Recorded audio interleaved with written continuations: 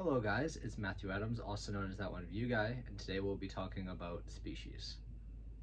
So the breakdown of species is about when humans come into contact with extraterrestrials, they give two different gifts. They give one gift of renewable, recyclable energy that they can use infinitely, and a genetic code that they suggest should be used with human DNA.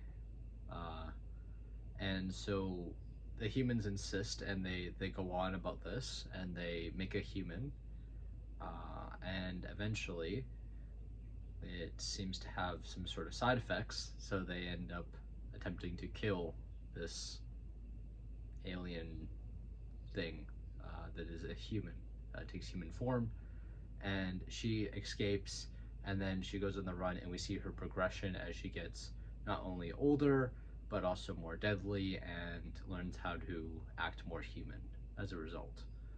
Uh, that's basically the breakdown of this film, and her idea is to uh, reproduce. So she is on the mad scramble to find a suitable mate to reproduce with through all means necessary. So that's the breakdown of this film. Now, how about we get to the analysis?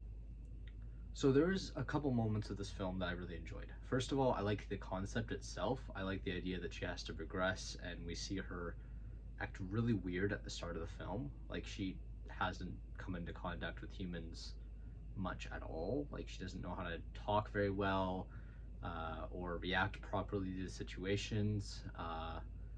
And there's a lot of that prevalent throughout the film, which I loved. I think it really adds a lot of touch and it adds a lot of uniqueness to the film. Um, and it has a very interesting element to it. I think it's handled very well. It was my favorite aspect of the film. I think that for this film in particular, the first half of the film is really well done. The pacing is pretty good. It is very cheesy, very stereotypical, but it works, I'd say.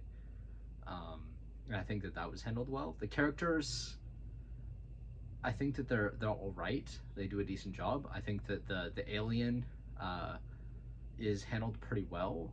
She's interesting to watch and see her progress, especially early on. The scientist, isn't really that interesting. The empath isn't really that interesting. Uh, the person that like tries to kill her is probably one of the most interesting characters. And then you have a couple other characters. I honestly don't even remember the roles because there's just so many of them.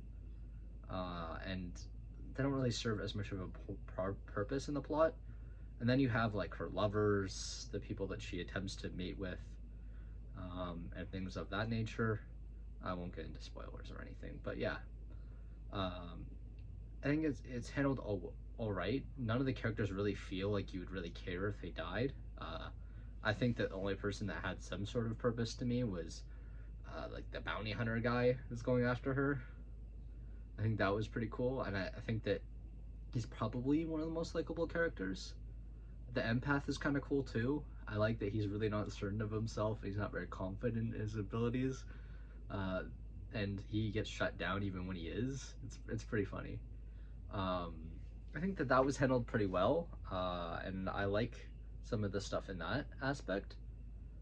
I think that the pacing is a little too weird, especially past the halfway point.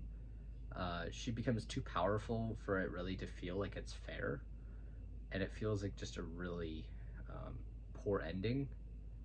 And it feels like they just really wanted to set up a sequel without directly setting up a sequel, so they wanted to do it more indirectly, but it's really obvious. So yeah, it kind of ruined my expectations of the film, especially at the end. They really dropped their ball.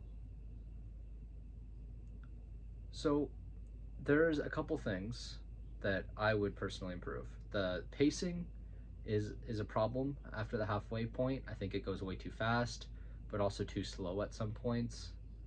I think that her ability to read the mouths of people so she doesn't even have to hear what they're saying, like especially later on, is really powerful, and it feels kind of tied in, like she wouldn't really fall for it, but she does anyways.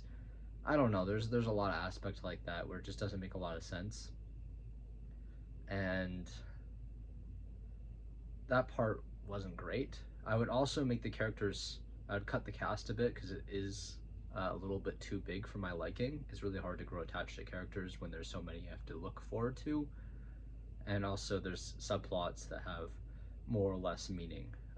Some scenes just don't feel as impactful as others, and you know, some of the characters just aren't that great.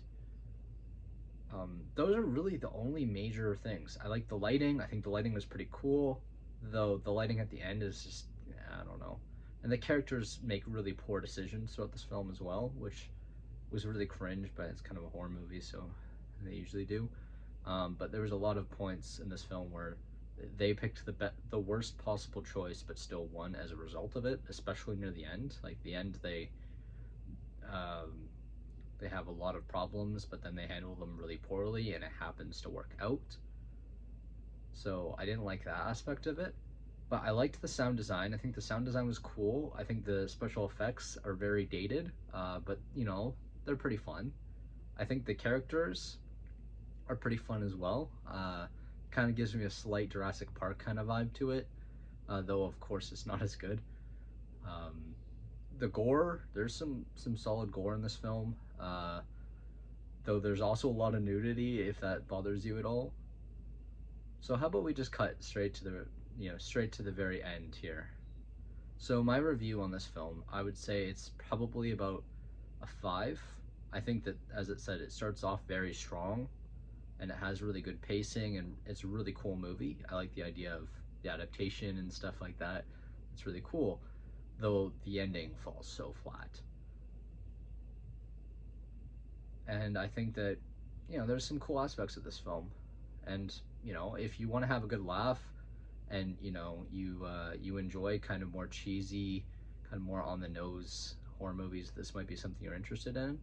For the parent rating, I would say this is probably about 16 plus and above. I would say there's nudity, there's gore, uh, there's plenty of it. Some can be disturbing. I didn't have any issues, but some people might, and I think that, yeah, it's about suitable.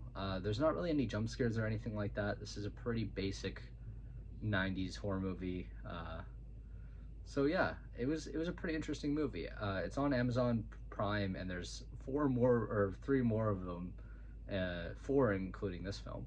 So if you live in Canada, you can watch it right there for when I made this film, and I hope you appreciate it. And thank you, and make sure to like and subscribe if you enjoyed this video. Thank you, and goodbye.